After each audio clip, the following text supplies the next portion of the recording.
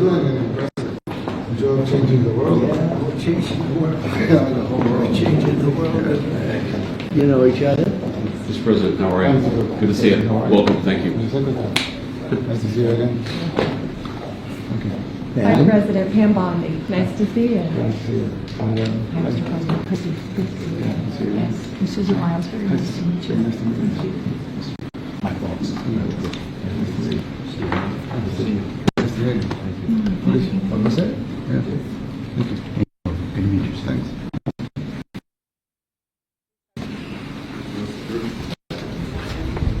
Great to be here with you. Thank you.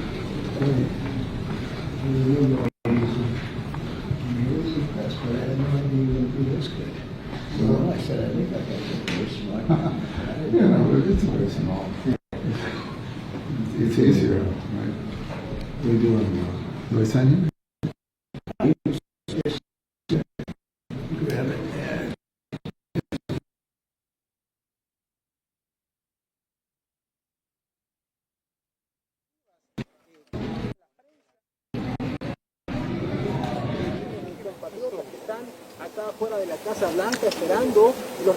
Hola, ¿cómo están? Qué gusto saludarlos. Ahora mismo nos encontramos al interior de la Casa Blanca y específicamente en el ala oeste. Acá en este instante el presidente Nayib Bukele, como vimos, ya ingresó, ya fue recibido por el presidente Donald Trump y también la prensa. Eso es un dato muy importante que quiero compartirles. Este es todo un acontecimiento porque hay, por lo menos aquí mismo, a este sector, al lado donde nosotros nos encontramos, unas 80 o 100 cámaras de televisión, fotógrafos, periodistas nacionales, internacionales, gente de todos los medios de comunicación están acá porque no es para menos, es una reunión muy importante con el presidente Nayib Bukele, el presidente que, como todos sabemos, es el mejor evaluado en las encuestas a nivel nacional e internacional, y por supuesto también con el otro líder global, el presidente Donald Trump. Y justamente esta reunión promete muchas cosas importantes, muchos elementos trascendentales que a esta hora de la mañana todavía no conocemos específicamente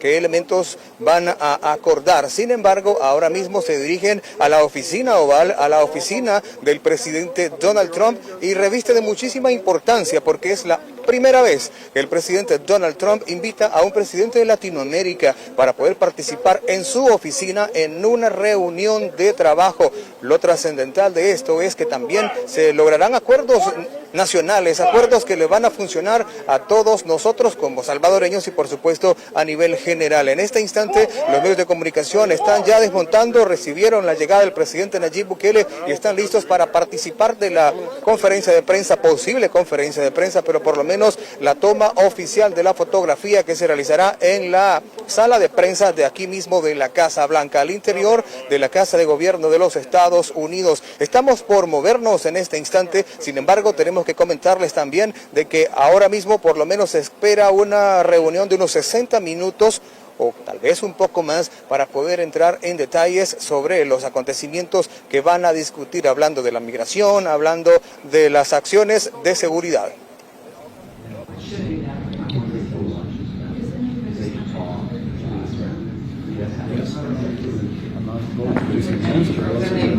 Demanded the people wanted to change everything, and they wanted. He demanded. They love you. They love what you do. You know, I'm not your supporter. I want him to do. You know, homegrown criminals next. Yeah. I said, homegrown's the next. The homegrown's built. You got to build about 5 more places. Yeah, that's fair. All right. It's not big enough. No, yeah. Come on. So this is a much different office than you remember. Look, this is done. Oh, you know what we'll do? Steve, you want to pull that curtain? He's appropriate to do it because he's doing such a good job. Thank you, Mr. President. You see it on television. Yeah, you put up the. Look at that. Yep, that's the original. Wow. There are 3 of them. That's cool. Yes, That's because the light. Yeah, so you have to cover it. Yeah, well, the light Museum say light. affects it. I don't know if that's true or not. But It's true. It's true. They certainly tell me it is. Yeah. Come on.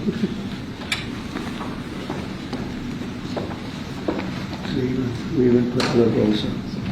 Oh, well, he was 4 terms there, like you.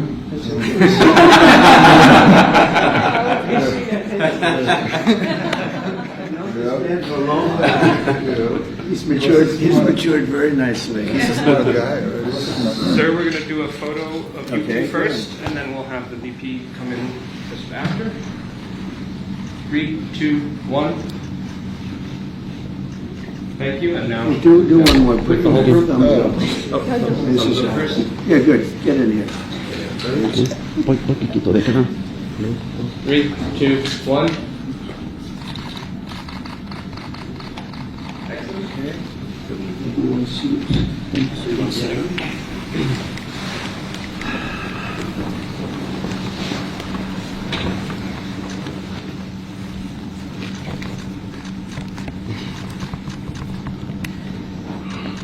Thank you. Okay, go ahead. Take it down. Okay. This is your man, right? He's Yes. supposed to be-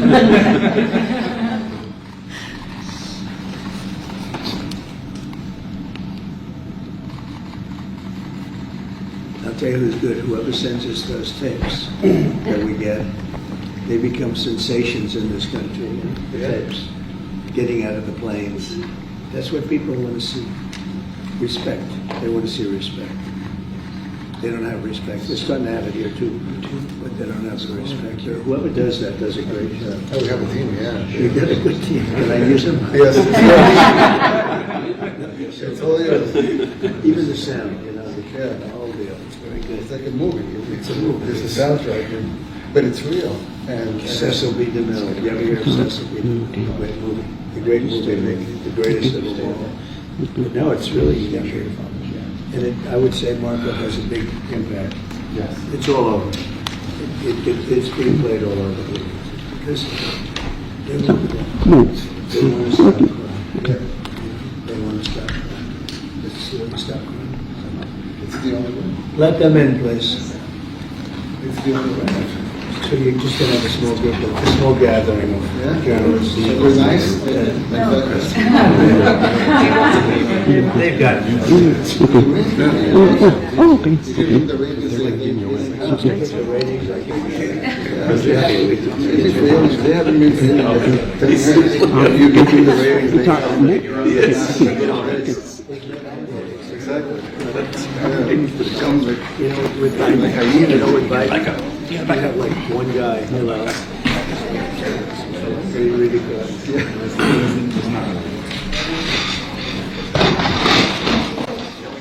Careful, watch the Oval Office. Watch the resolute desk.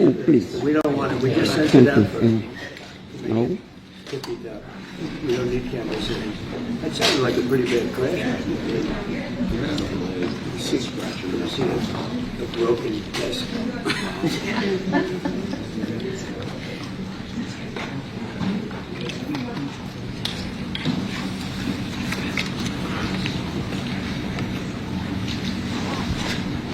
Well, thank you very much. It's an honor to have a friend of mine because we went through this together and got along very well for my entire period of time.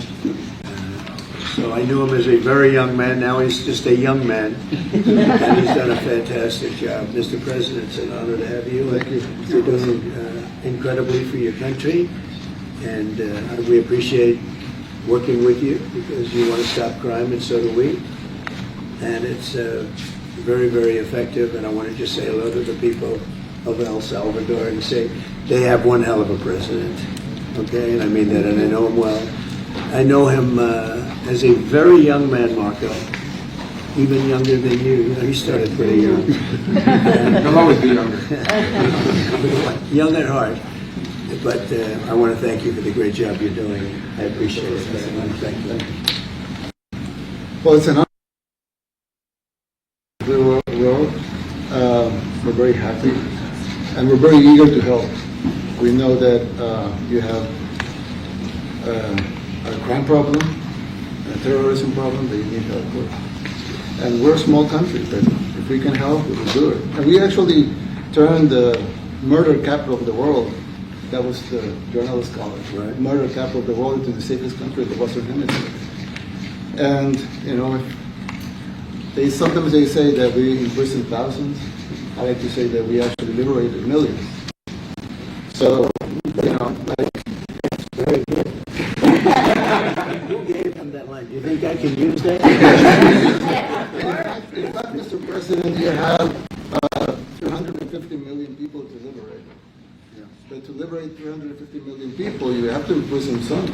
That's the way it works, right? You cannot just free the criminals and think crime is going to go down magically. You have to imprison them so you can liberate 350 million Americans that are asking for the end of crime and the end of terrorism. And it can be done. I mean, you're doing it already. And I'm sure that people have seen the change in the streets. A long way to go because you're just initiating your second term. But it's clear that with the numbers at the border, with even in Democrat-run cities, they get a help from the work you're doing. So I'm really happy to be here, honored, and eager to help. Well, we had a terrible thing happen. We had an administration that allowed people to come in freely into our country from not only South America, but from all over the world. Many from the Congo in Africa, Asia, all over the world, Europe, rough parts of Europe. And they came from prisons, and they came from mental institutions, and they came from gangs, and the gangs of Venezuela and other places. And hundreds of thousands and even millions of them came. 21 million people altogether, but many of the people that came, just a tremendous percentage of them were criminals, in some cases violent criminals. We had 11,088 known murderers. Half of them murdered more than one person. This was allowed by a man who, what he did to our country is just unbelievable. So we're straightening it out, we're getting them out. But what they did and what that party did to our country, open borders, anybody could come in. As soon as I heard that, I said, every prison is going to be emptied out into our country. That's what happened. And we're straightening it out. And we just had numbers. We had the highest recruiting numbers in the history of our country going into police departments. And a year ago, we had the lowest numbers. You couldn't hire a biggest change. Nobody's From ever the lowest to the highest. And the military now, Marines, the Army, Air Force, Coast Guard, every slot is, we have the best numbers we've ever had. We call it recruitment numbers. And we've never had anything like it. We had records on at every single level.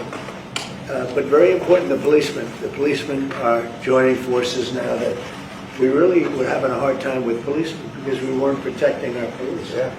And we cherish our police. The police are great, and the firemen and everybody else. But we have the highest numbers that we've ever had, the most enthusiasm. Great enthusiasm on trade and other things. We're doing great. We're taking in billions and billions of dollars. We made, 2 weeks ago, I gave them a little bit of a pause because, you have to show a little flexibility. We go back to what we have to do. The markets have been very strong once they got used to it. But we were losing $2 billion a day. There's no company that is big like this. This is the biggest deal ever made. Now we're making $3 billion a day. We're a great country, but we had stupid people running this country, and I can say it. But what they've done to us at the border should never and can never be forgotten. It's a sin, what they did, and you are helping us out, and we appreciate it. Thanks. Actually, what you're doing with the border is remarkable. It has dropped, 95%? It's incredible. Okay. As of this morning, 99%, 99.1% to be exact. Why are those numbers not in the media? Well, they get out with the fake news, like CNN over here doesn't want to put them out because they don't like putting out good numbers. They don't like putting out because I think they hate our country actually. Yeah, but it's a shame. You're right. Isn't that a great question? Why doesn't the media? Why don't they put out numbers? Yeah, 99%. I mean, it's crazy, right? We're doing. It's a crazy turnaround. Christy, could you maybe say a couple of words about the border? How we're doing? It's just been absolutely phenomenal what a great leader can do. Clear direction. Our laws matter. We should only have people in our country that love us, and the Border Patrol and our ICE officers and law enforcement officers have done fantastic work. So we're proud of them. Now we just need to get the criminals and murderers and rapists and dangerous gang members and terrorist organizations out of our country. So, Mr. President Bukele, we thank you very much for your partnership It has been wonderful for us to be able to have somewhere to send the worst of the worst and someone to partner with.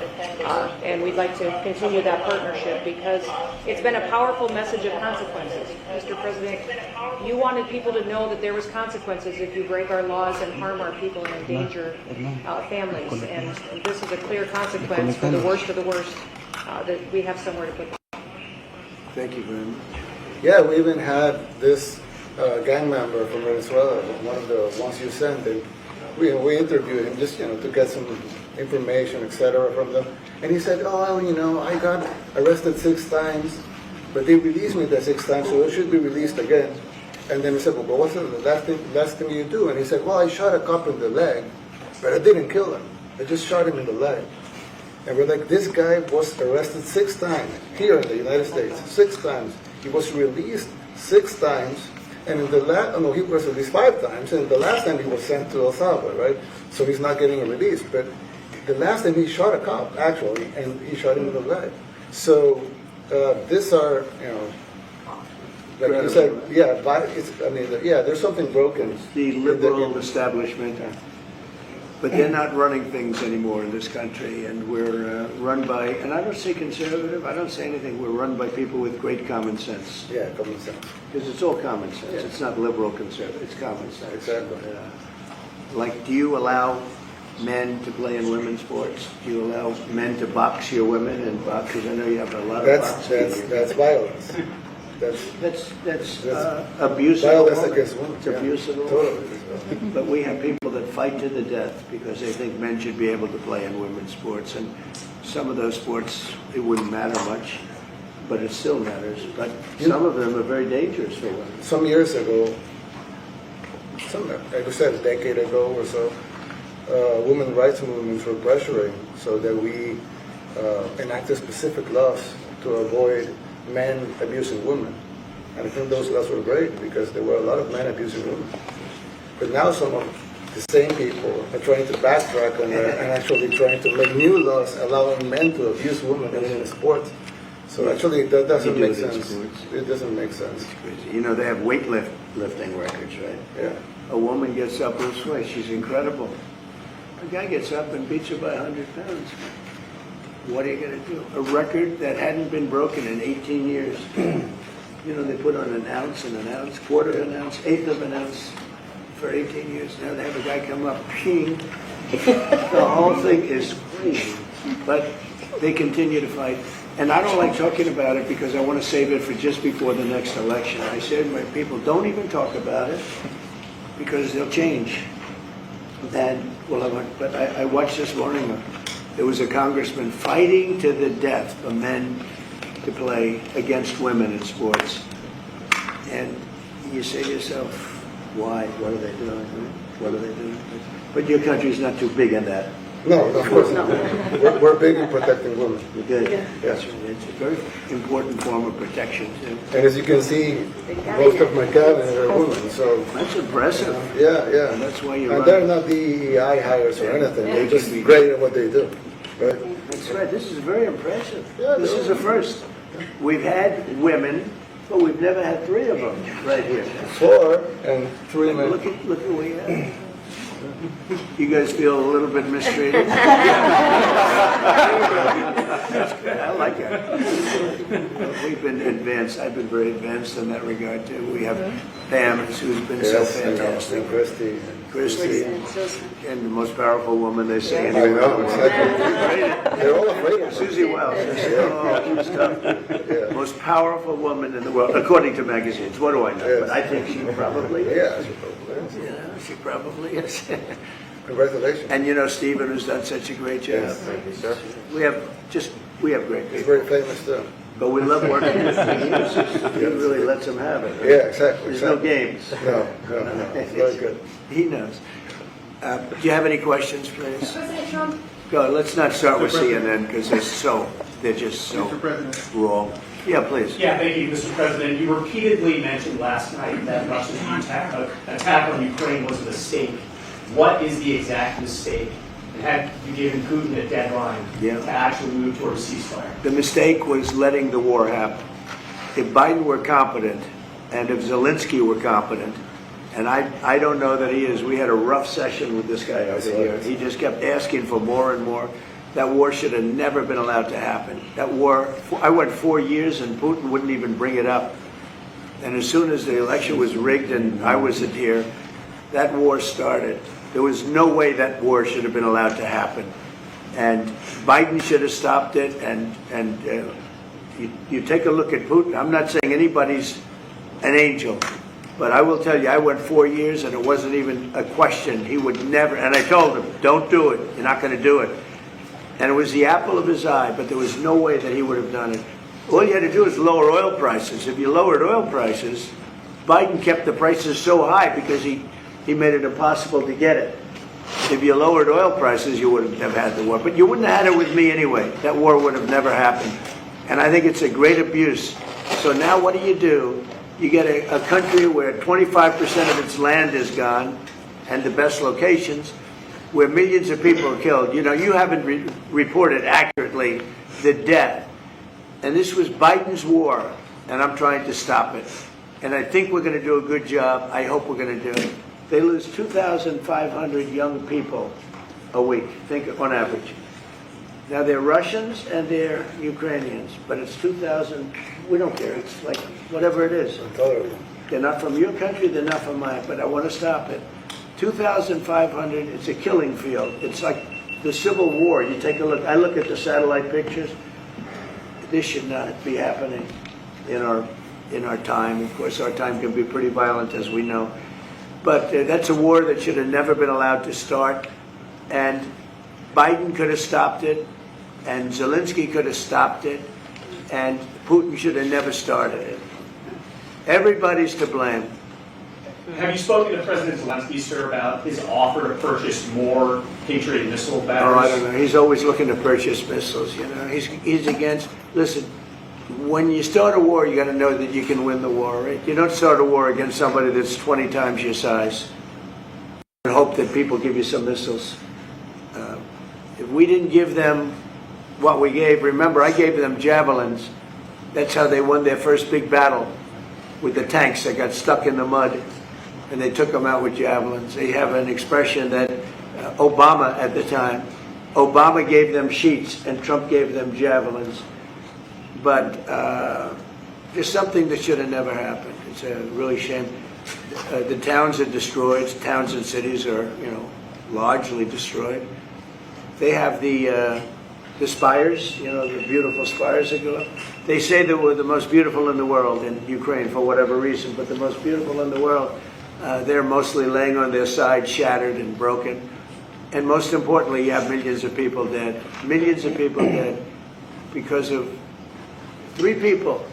I would say 3 people. Let's say Putin, number 1, but let's say Biden, who had no idea what the hell he was doing, number 2, and Zelensky.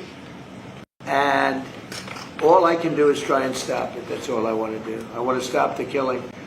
And I think we're doing well in that regard. I think you'll have some very good proposals very soon.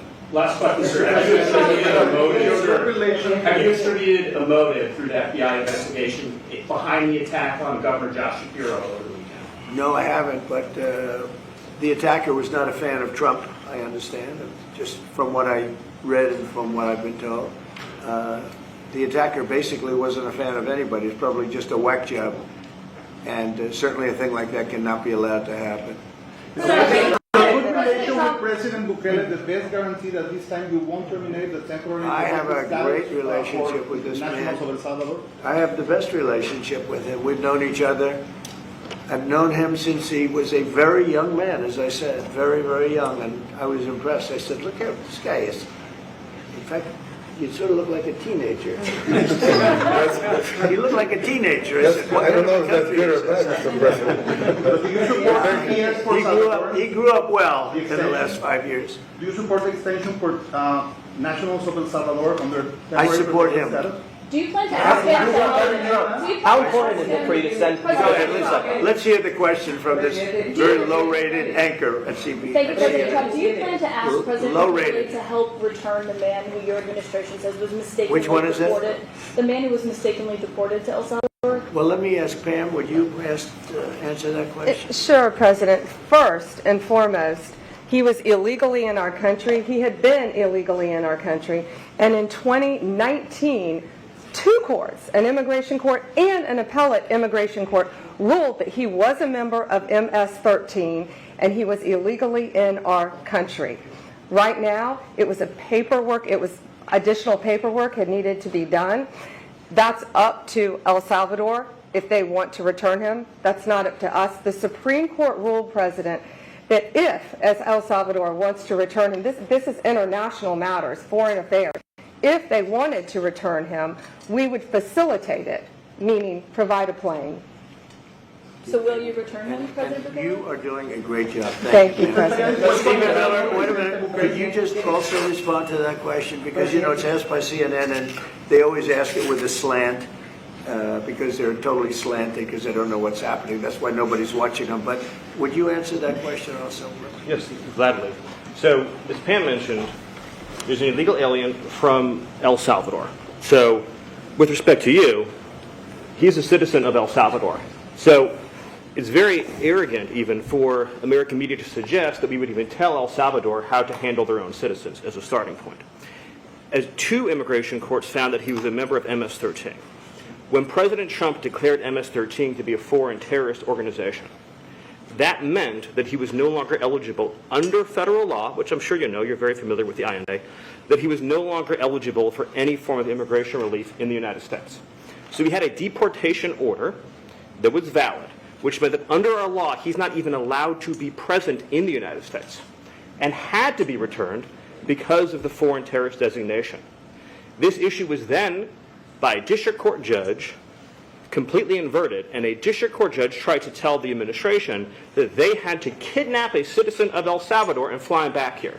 That issue was raised to the Supreme Court, and the Supreme Court said the district court order was unlawful and its main components were reversed 9-0 unanimously, stating clearly that neither Secretary of State nor the President could be compelled by anybody to forcibly retrieve a citizen of El Salvador from El Salvador, who again is a member of MS-13, which, as I'm sure you understand, rapes little girls, murders women, murders children, is engaged in the most barbaric activities in the world, and I can promise you if he was your neighbor, you would move right away. So you don't plan to ask for his help to get him back? And Is that, what was the ruling is that your in the position? Supreme Court, Steve? Was it 9-0? Yes, it was a 9-0 in our favor. In our favor, against the district court ruling, saying that no district court has the power to compel the foreign policy function of the United States. As Pam said, the ruling solely stated that if this individual, at El Salvador's sole discretion, was sent back to our country, that we could deport him a second time. Well, no version of this legally ends up with him ever living here because he is a citizen of El Salvador. That is the president of El Salvador. Your questions about it, per the court, can only be directed to him. I asked President Bukele, can President Bukele weigh in on this? Do you plan to return him? Well, I'm supposed to not suggesting that I smuggle a terrorist into the United States, right? It's always how can I return him to the United States? Like I smuggle him into the United States, or whether of course I'm not going to do it. It's like, I mean, the question is preposterous. How can I smuggle a terrorist into the United States? I don't have the power to return him to the United States. So you could release him inside El Salvador? Yeah, but I'm not releasing, I mean, we're not very fond of releasing terrorists into our country. I mean, we just turned the murder capital of the world to the safest country of the Western Hemisphere, and you want us to go back into the releasing criminals so we can go back to being the murder capital of the world? And that's not going to happen. Well, they'd love to have a criminal, released into our country. I mean, there's a fascination. They would love it. But yeah. They're sick. These are sick people. Marco, do you have something to say about that? Yeah, I mean, Stephen outlined it. I don't understand what the confusion is. This individual is a citizen of El Salvador. He was illegally in the United States and was returned to his country. That's where you deport people, back to their country of origin. Except for Venezuela, that wasn't refusing to take people back, or places like that. I can tell you this, Mr. President. No, the foreign policy of the United States is conducted by the President of the United States, not by a court. And no court in the United States has a right to conduct the foreign policy of the United States. It's that simple. End of story. And that's what the Supreme Court held, by the way, to Marco's point. The Supreme Court said exactly what Marco said, that no court has the authority to compel the foreign policy function of the United States. We won a case 9-0, and people like CNN are portraying it as a loss, as usual, because they want foreign terrorists in the country who kidnap women and children. But President Trump, his policy is foreign terrorists that are here illegally get expelled from the country, which, by the way, is a 90-10 issue. Well, Mr. President, you said that if the Supreme Court said someone needed to be returned, that you would abide by that. You said that on Air Force One just a few days ago. And How they long said do we that have to answer it must this be question facilitated. from you? Why don't you just say, isn't it wonderful that we're keeping criminals out of our country? Why can't you just say that? Well, it's a legal Why do you dispute, so I just go wanted to get some over and clarity on over, it. and that's why nobody watches you anymore. You know, you have no credibility. Please, go ahead. President Trump, thank you so much. How many illegal criminals are you planning on exporting to El Salvador? And President Bukele, how many are you willing to take from the U.S.? As many as possible. And I just asked the president, you know, it's this massive complex that he built, jail complex. I said, can you build some more of them, please? As many as we can get out of our country that were allowed in here by incompetent Joe Biden through open borders. Open borders. You probably hear open borders and you can't even understand it because nobody can understand. Nobody smart or with common sense can understand it. So we have millions of people that should not be in this country that are dangerous, not just people, because we have people, but we have millions of people that are murderers, drug dealers. They've been allowed to come into our country by other countries that were very smart.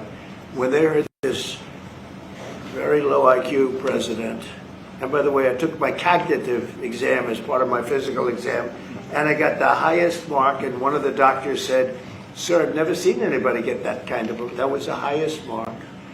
I hope you're happy with that, although they haven't been bugging me too much to take a cognitive, but I did do my physical and it was released. I hope you're all happy with it. I notice there's no question, so probably you are. But the cognitive, they said to me, sir, would you like to take a cognitive test? I said, did Biden take one? No. Did anybody take one? No, not too many people took them. I said, what about Obama? Did he take one? No, he didn't take one either. I said, let me be the only one to take one. But I've actually taken them 3 times already. I like taking them because they're not too tough for me to take. But we had a great physical exam, so I know you're going to ask that. And the doctors who are total professionals. And I visited a soldier that was badly wounded, incredible soldier, lost his leg, and we spent a lot of time with him. I mean, great with his mother, and it was really a very great thing. They do a phenomenal job. I just want to say, Walter Reed, I was there for 5 or 6 hours. You were there with me. But I took a full physical, and it came out perfecto, so that's good. And she's got me for a little longer. Would the U.S. be willing to pay for those facilities to be opened if new ones would be built? I'd do something. We'd help them out. Yeah, we help them. They're great facilities, very strong facilities, and they don't play games. I'd like to go a step further. I mean, I said it to Pam. I don't know what the laws are. We always have to obey the laws, but we also have homegrown criminals that push people into subways, that hit elderly ladies on the back of the head with a baseball bat when they're not looking, that are absolute monsters. I'd like to include them in the group of people to get them out of the country, but you'll have to be looking at the laws on that, Steve, okay? How essential is it for you guys to be locking up these prisoners? And do you think more presidents should follow suit like you guys as far as taking a hard stance on crime here in the United States? Well, I do. I think everybody has to. The president said it better than anybody. He said, you know, you have liberty and you have liberty, but to have liberty, not everybody is going to be good. And, you know, some are bad because they're sick. They're mentally deranged. They're bad. Why do you think then you have to take them, if you're going to have a country, you're going to have to take those people out. And we've been doing that. But this was like an unforced error, they would call it, where we had people that may hate our country, or maybe they're just stupid people. I think they're probably stupid people more so. A lot of people said they did it for the vote. But I did better with Hispanic people than they did, because they always use Hispanic. I did better. You people love me. I saw my poll numbers in your country up through the roof, right? 91%. Some people think they do it for the vote. But they don't have to do it for the vote. They cheat, you know, they're professional cheaters. That's about the only thing they do well. So we just have had a great relationship, and it's become bigger because of a strange thing that happened. You know, I came back. We had no war in Ukraine. We had no war we had no October 7th Middle East problem. We had nothing. We had no inflation. We didn't have the Afghanistan most embarrassing moment in the history of our country. The Afghanistan not withdrawing, because I would have been, you know, I had it all set to bring people out with dignity and pride. That was the worst, most embarrassing moment in the history of our country, Afghanistan. We didn't have any of that. You wouldn't have had the war with Russia, Ukraine. You wouldn't have had the Middle East problem because Iran was broke. They had no money because we had secondary sanctions on and lots of other sanctions. And now every single thing, a problem with Iran, but I'll solve that problem. That's almost an easy one.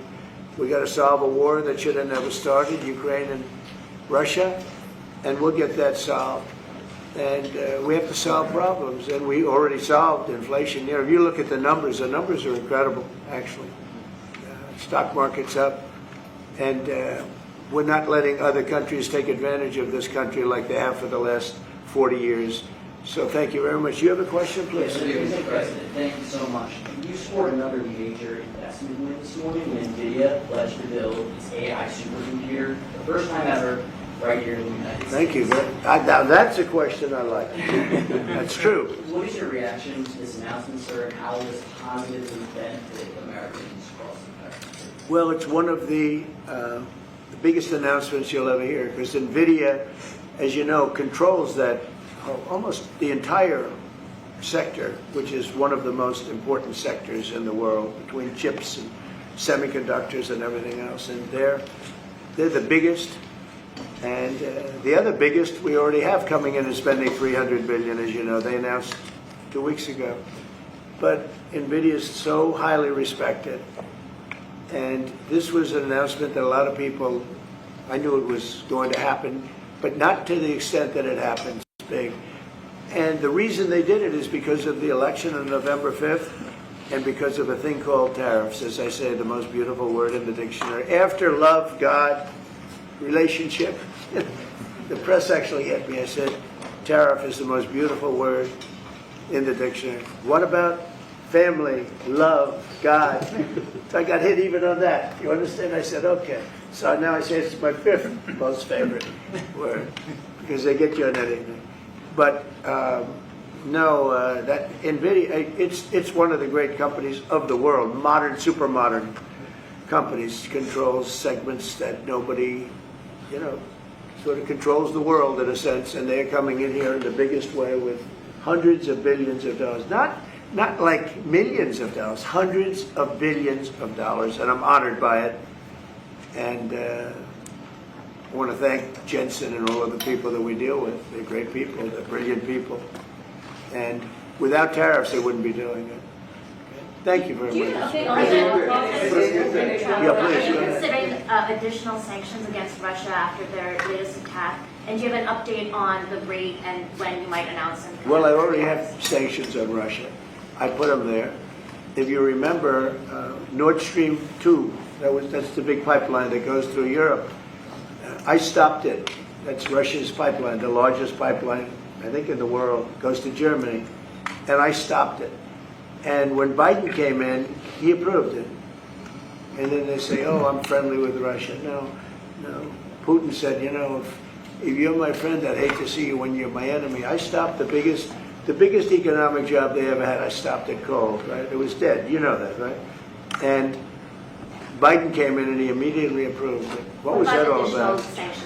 And it's a pipeline that takes care of a lot of the needs. Now, you know, it was a very controversial thing, but I stopped it, and Biden approved it. Question? On tariffs? No, not you. Not you. Today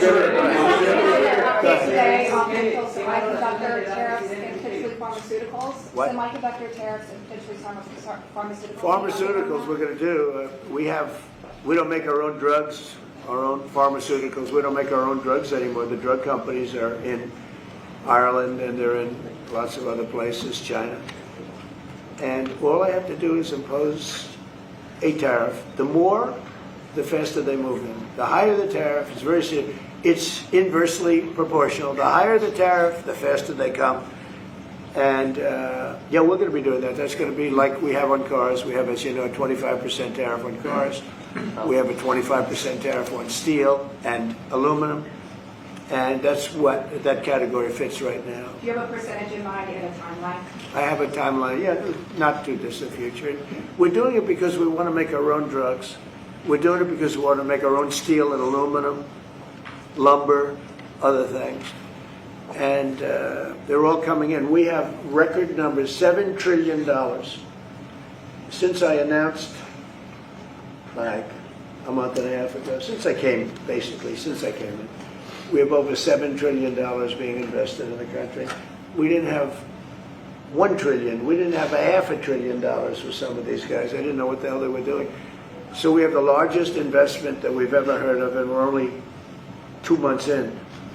And that'll continue at levels that you've never seen before. It's what's going to happen.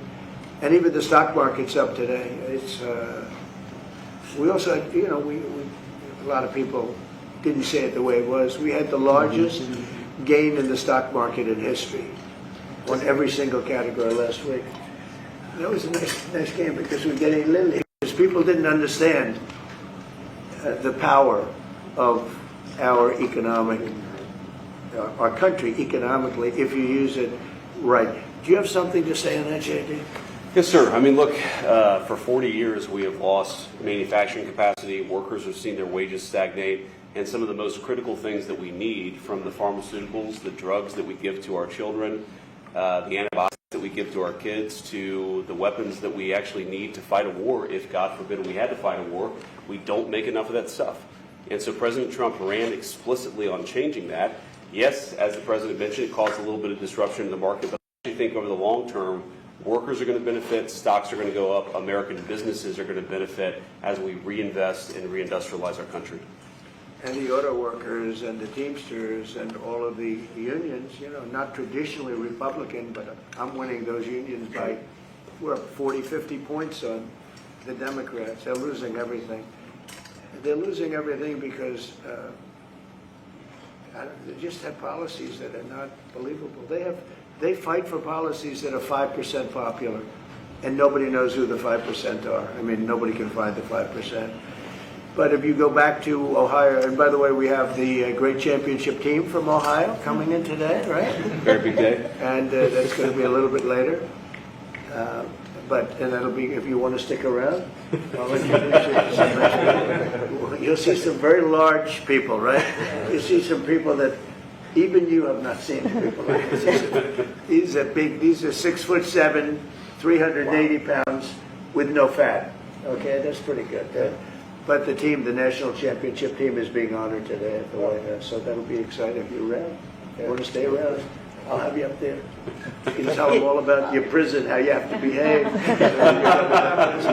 Okay. Businesses want clarity. How who else? temporary are those exemptions? Go ahead, please. You said yesterday that you're making a decision on Iran very quickly. Yeah. What do you mean by that? Is that a decision? Well, they have to solve their problem very quickly. Iran wants to deal with us, but they don't know how. They really don't know how. We had a meeting with them on Saturday. We have another meeting scheduled next Saturday. I said, that's a long time. You know, that's a long time. So I think they might be tapping us along. But Iran has to get rid of the concept of a nuclear weapon. They cannot have a nuclear weapon. He can't have a nuclear weapon. Nobody can have. We can't have anybody having nuclear weapons. You know, we can't have nuclear weapons. And I think they're tapping us along because we're so used to dealing with stupid people in this country. And I had Iran perfect. You had no attacks. You would have never had October 7th in Israel, the attack by Hamas, because Iran was broke. They were stone cold broke when I was president. And I don't want to do that. I want them to be a rich, great nation.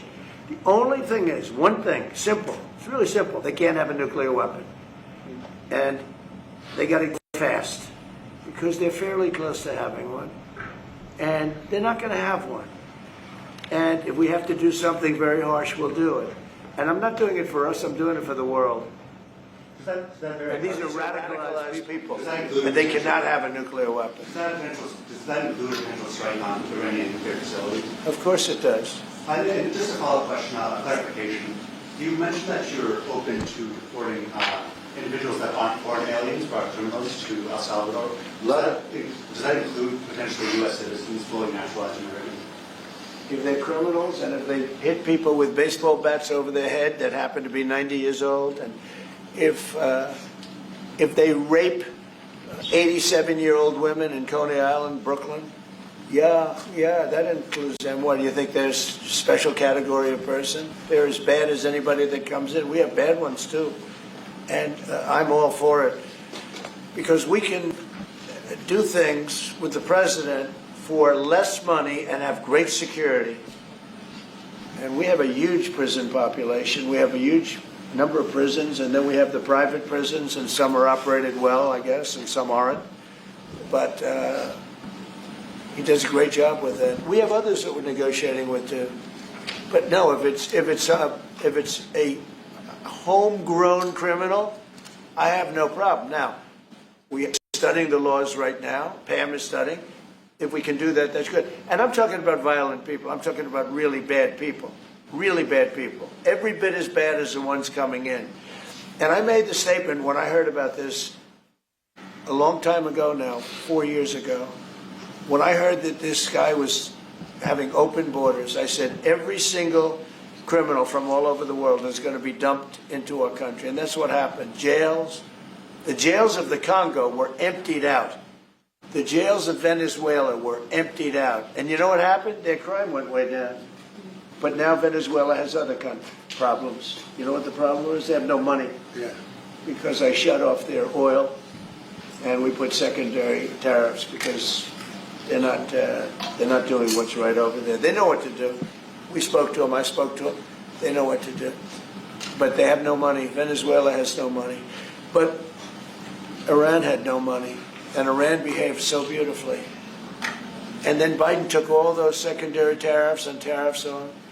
I told China, you can't buy oil. If you buy oil from Iran, China, I told it to President Xi, then we no longer want you to do business with the United States of America. And those ships disappeared from the harbor so quickly. China.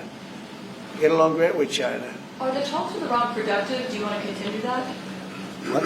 The talks with Iran, do you believe those are productive? Do you want to continue that? I think Iran could be a great country as long as it doesn't have nuclear weapons. If they have nuclear weapons, they'll never get a chance to be a great country. They will never get a chance. It won't even come close. Sir, on tariffs.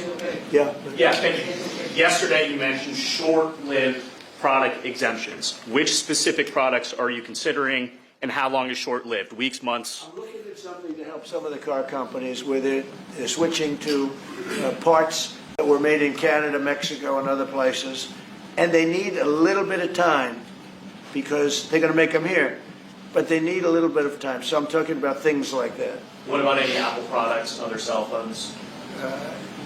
Look, I'm a very flexible person. I don't change my mind, but I'm flexible. And you have to be. You just can't have a wall and you'll only go. No, sometimes you have to go around it, under it, or above it.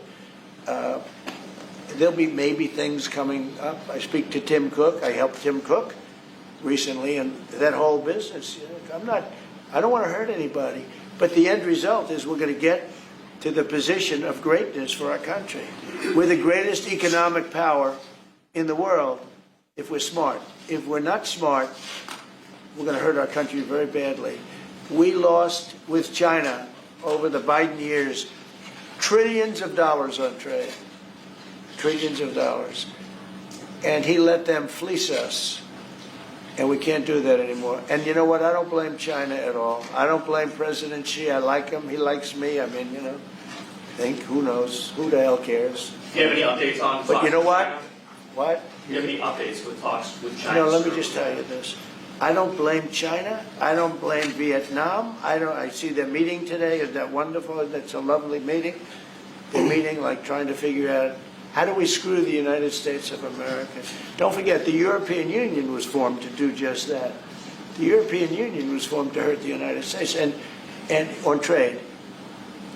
And they get us on NATO because they don't pay their bills. But now, since I got involved, they have been paying their bills. I took in over $600 billion finito. Nobody took in anything. I mean, we were all delinquent. They had 8 nations out of 28 paid their bills. The rest of them were way delinquent. And I said, if you don't pay your bills, we're not going to protect you anymore. And the money poured in, over 600. The Secretary General last week made that statement. He said, I've never seen anything like it. We couldn't get anybody to pay because the United States was footing the bill for NATO. Well, we got hurt there, and we got hurt on trade, likewise, European Union. And they've got to come to the table. And they're trying to. They're trying to. But the European Union has taken terrible advantage. They don't take our food products. They don't take our cars. We have millions of their cars, BMW, Volkswagen, Mercedes-Benz, many others. They come in by the millions. They don't take. There are no Chevrolets in Munich, I can tell you that. I said to Angela Merkel, and when she was there, as she was letting millions of people infiltrate Germany, which was not so good from, we would call them illegal immigrants, but she made them legal. But I said to her, and I get along with her very well, I said, how many Chevrolets do we have in Munich or Frankfurt? Why, none, Donald, none. I said, you're right. And yet we take in millions and millions of cars. No, those days are over. Okay, thank you very much, everybody. Thank you, press. Thank you, press. Head out the door. Thanks, guys. Let's move out. Thank you. Thank you, press. Thank you, press. Move out. Thank you. Out this door. Thank you, press. Let's go. Let's go. Thank you.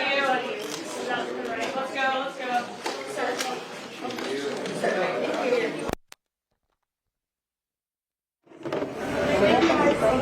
Gracias, bueno.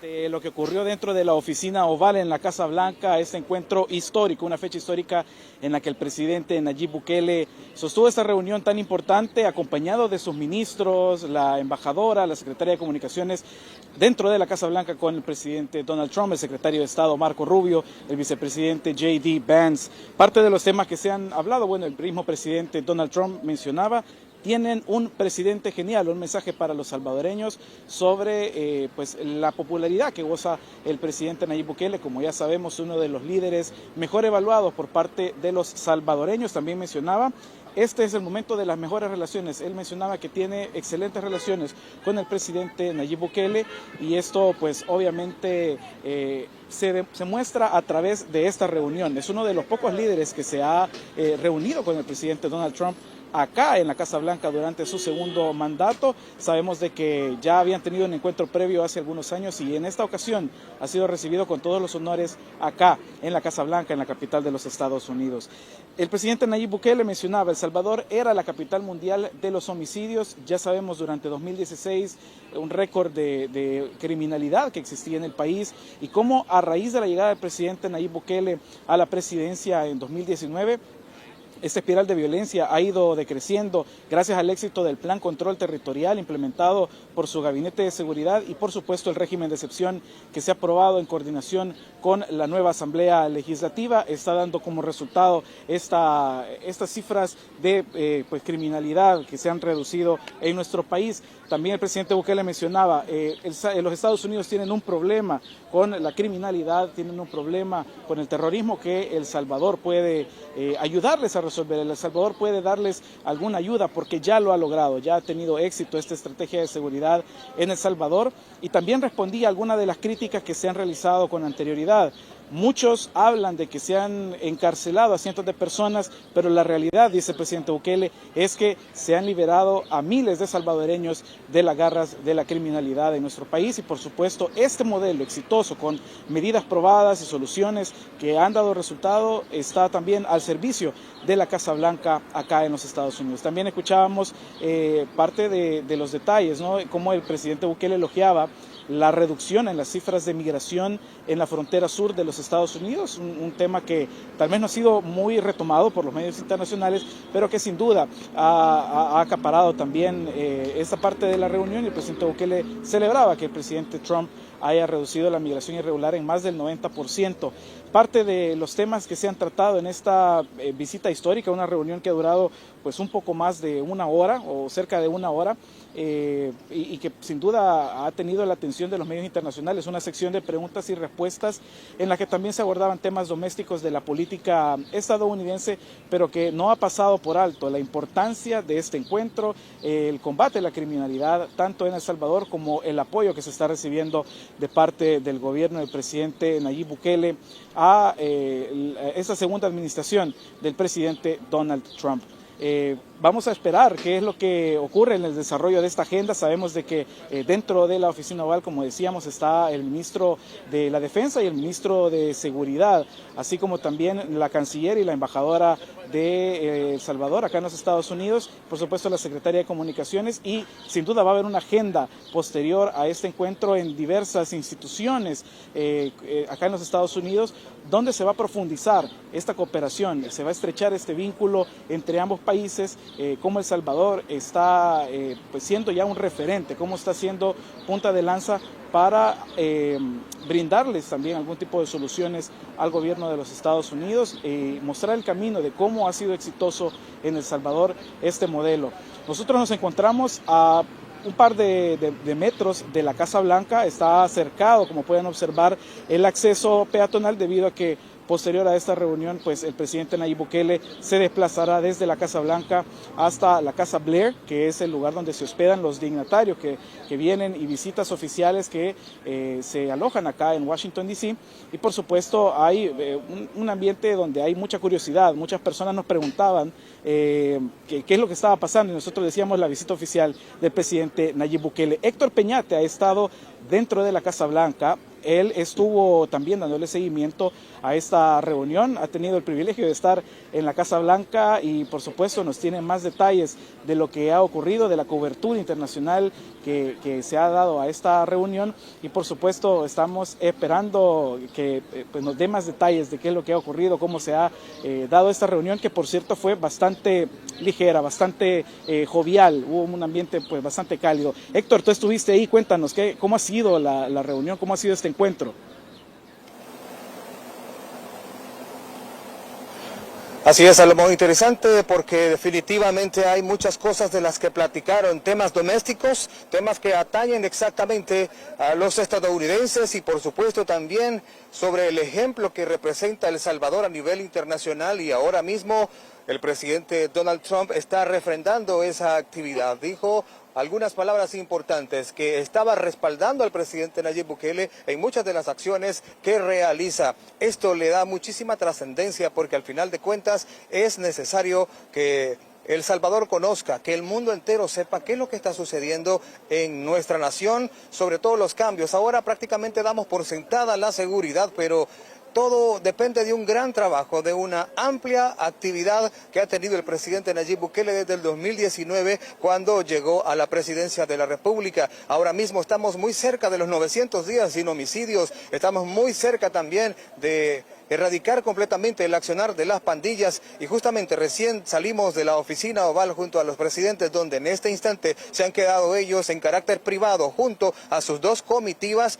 pues en este momento esto es lo que es más importante. De hecho, la prensa es bastante activa en ese sentido y muchos han estado preguntando qué es lo que está pasando en El Salvador y que si de alguna manera se está retomando algunos ejemplos que en nuestro país y desde la presidencia del presidente Nayib Bukele se pueden ejecutar en esta nación de los Estados Unidos. Por supuesto, el presidente Nayib Bukele sostendrá más tarde otros encuentros y de acuerdo con la embajadora de El Salvador en Washington, Milena Mayorga, nos estaba revelando un poco de la agenda que van a desarrollar. Después tienen un almuerzo entre los funcionarios más cercanos, entre el presidente Donald Trump y también el presidente de la República, Nayib Bukele. Sobre todo, esta reunión se va a extender incluso después de que el presidente Nayib Bukele abandone la Casa Blanca. Sus respectivas comitivas van a establecer actividades y reuniones interesantes entre ambas delegaciones y específicamente no solo hoy, sino que también 2 días después habrá otros encuentros y otros enlaces entre ellos para discutir temas en específico y algunos elementos que puedan, al final de cuentas, solucionar aspectos domésticos de esta nación, de los Estados Unidos, y tomando como ejemplo lo que está sucediendo en El Salvador y todas las acciones en seguridad, en materia del combate al crimen, en materia del combate a las estructuras delictivas. Dentro de la conferencia de prensa, dentro de la actividad allí mismo, dentro de la Casa Blanca, específicamente del Salón Oval, estuvo presente el vicepresidente J.D. Vance y también sus altos funcionarios de seguridad, como por ejemplo Kristi Noem, la secretaria de Seguridad de este país y quien recientemente estuvo allá mismo en El Salvador. Estas cosas trascienden porque al final de cuentas representa la importancia, el peso y por qué el presidente Nayib Bukele se encuentra acá. Y exactamente él como líder de nuestra nación y como líder también global, al lado del presidente Donald Trump, están haciendo actividades trascendentales para sus respectivos países. Nosotros continuamos dentro de la Sala Blanca, de la Casa Blanca mejor dicho, y dentro de la Sala Oval se mantienen los funcionarios como les estoy comentando. Así es que con estos enlaces que hemos realizado junto a Salomón Rugamas despedimos la transmisión en este instante, pero por supuesto tenemos muchas cosas más de qué hablar sobre la actividad obtenida y sobre las declaraciones de ambos presidentes ahí mismo en la oficina, en el despacho presidencial del gobernante Donald Trump.